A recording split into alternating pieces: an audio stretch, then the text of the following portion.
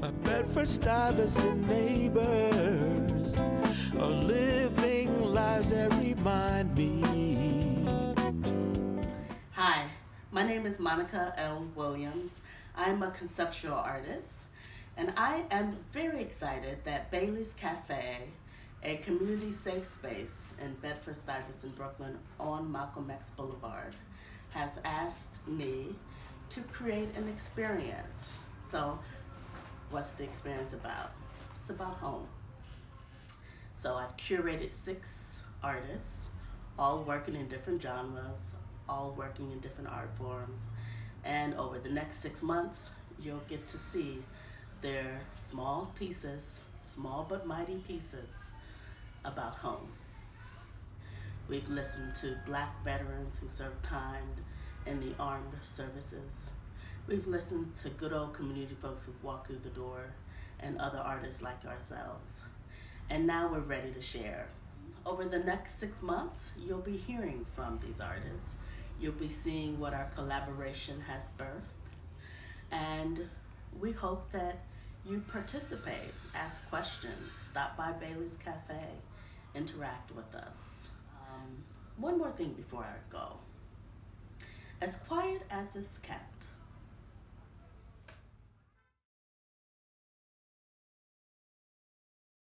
as quiet as it's kept, either you're part of the problem or you're part of the solution. As quiet as it's kept today, it's a vicious cycle that's going around. My name is Herbert Sweat, and I'm here to talk to you about it. I am a war veteran of the Vietnam War, and I've experienced things both abroad in the war and also here at home that solidifies the coming together of our people. As quiet as it's kept, people, we need to come together by all means necessary. Unity is godly. Let us understand that that's what war does also. It unifies us. But yet, with the same token, it divides us. But it saves us for one true meaning, as quiet as it's kept, for tomorrow. As quiet as it's kept, we are all conspiracy theorists. We all truly in this country don't believe and trust in our government. And if that's the case, and we know that's the truth, then why are we quiet? Why are we silencing our voices when it comes to the Patriotic Act? Why are we silencing our voices when it comes to curfews and mandated punishments, I should say? Why are we quiet? It's time to speak. It elicits some sentiment when it's like, oh, it used to be this, or it used to be that. And it makes you feel away because now it's this, or now it's that. As quiet as it's kept, for me, became the secret that people don't tell because of the consequences they expect will follow. That's how the phrase buzzed around in my brain. We interviewed veterans and asked questions about related concepts like secrets, honor, truth, and what voice and agency people have and how that affects the way that they tell things. When I first wrote my piece, I wasn't quite sure how to do justice to the lived experiences of Black veterans and how their service and often their discharge status impacted their sense of self and their relationships and the way in which they lived when they came home. And then it struck me. This idea of home and returning home with honor, that's something I can relate to.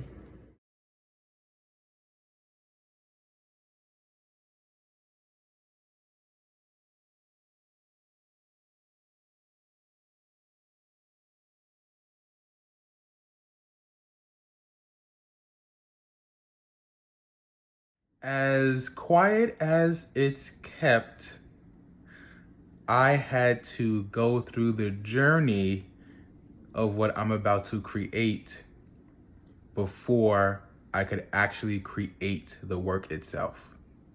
What do I mean?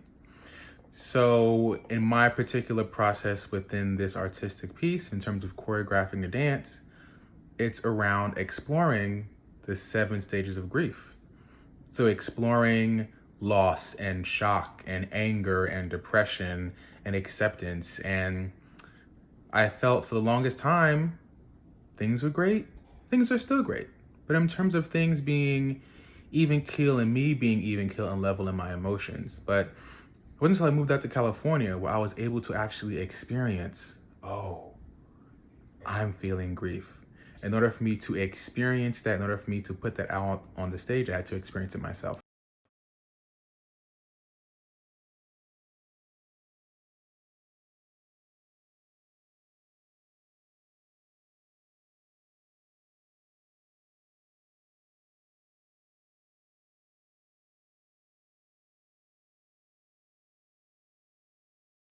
Back in 1958, as quiet as it's kept, I wanted to get out of the Bedford Stuyvesant neighborhood, so I joined the military, went in the Army, served a couple of tours, and right at the very end, I did something very dumb, and I really got punished and got a very bad discharge. I was lied to, cheated, but I think as a result of all of that happening, I think I'm a much better person as a result. As quiet as it's kept, on a numb pursuit, driven by obligation, I encountered the warmth, the grace, the love of Bed-Stuy, Brooklyn, where creativity revived my dormant soul and took me on a journey. As quiet as it's kept, for a moment I forget the commands and expectations and heavily lean towards the possibilities and the freedom, where the meets and greets of friendly faces charges my spirit to paint with passion and with purpose. As quiet as is kept, their stories become my sacred mission, my duty to cherish, and my art to reflect with every color and every brushstroke.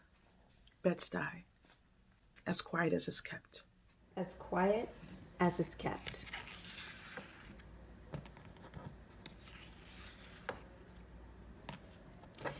I moved to Bed-Stuy in 2012 as a gentrifier.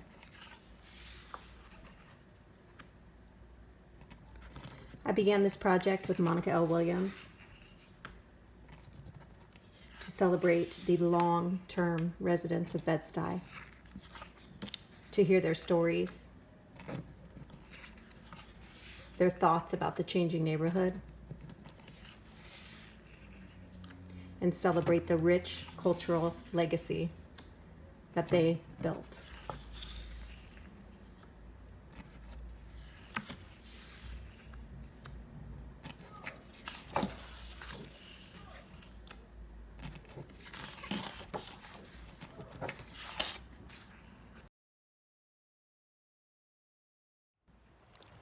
As quiet as it's kept. We're from here. We've been here. We ain't going nowhere. As quiet as it's kept. A phrase, a descriptor, an installation. As quiet as it's kept. Community, unapologetic, unspoken, unapologetically Black.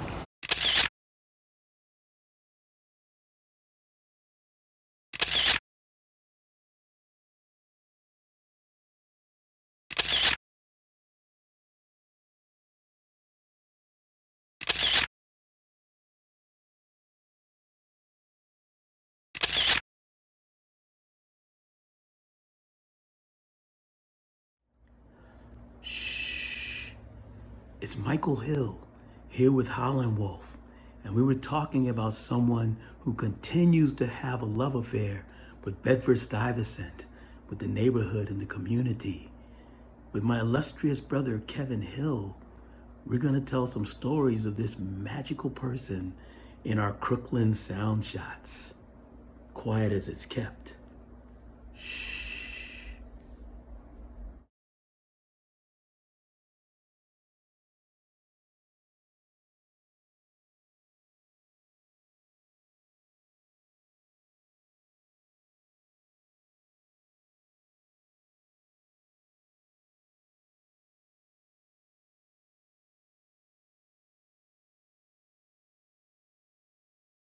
As quiet as it's kept, growing up in Bed-Stuy can be a real fun experience and also a challenging one. And so when I was growing up here in Bed-Stuy, when I was around 12 years old, I had a friend. We used to play together all the time. And then one day I stopped seeing her come outside to play, and I asked my father what happened to this young lady. And he said to me very clearly, she had to go to work. And I didn't quite understand what that meant because we were 12 years old. But what it meant was that she had to go and be a prostitute to kind of help serve her mom's drug habit, but also to grow up and help supply her family with funds, you know, because they needed money. And it was hard for me to understand that, but it also made sense because you had to grow up here very quickly and you still had to be a child and have fun. So as quiet as it's kept, Bed-Stuy can be a place where you can play in a Johnny Pump, and it can be a place where you might have to go to work as a child. And I was fortunate enough to be, you know, in a community here in Bed-Stuy where they were really about their culture. They were about uplifting the people. So I saw greatness. I experienced greatness on a daily basis.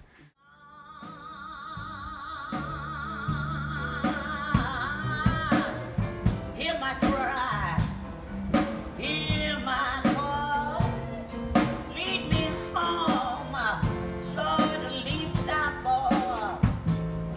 Take my hand, precious Lord, lead me home. Come on and Build each other. We build trust in one another. We build community. I don't know, just for me, Bedford Stuyvesant is home and fam. It's everything. It's me. Bed-Stuy is me.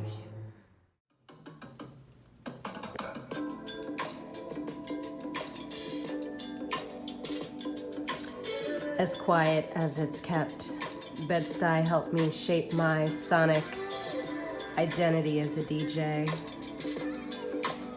And then being a resident here, watching everything change, even though the flavor always remains. Thank you, Bed-Stuy, for helping me find my voice. And for always keeping it 100.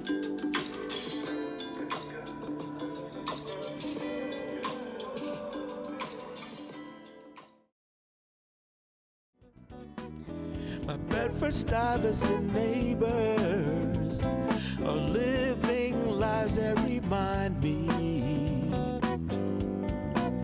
of just what matters most. We've got no time to coast. There's work to do and progress to plan. And it's the love of this community that helps me be a whole.